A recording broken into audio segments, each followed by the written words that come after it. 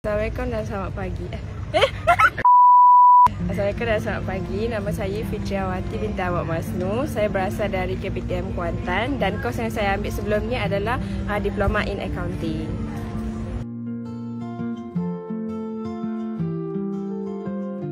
Kita orang dapat tahu program BAF ada dekat Bangi sebab before this ada information diberilah dekat KPTM Kuantan sebelum ni. So diorang bagi brief, so kita orang macam berminat, macam BAF ni menarik lah, sebab tu kita orang pilih kat sini.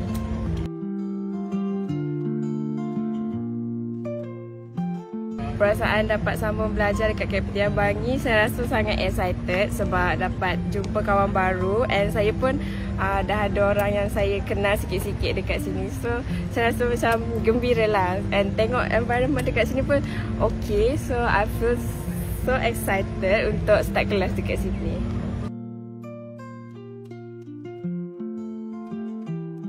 Pada adik-adik lepasan diploma, jomlah beramai-ramai masuk ke KPTM Bangi.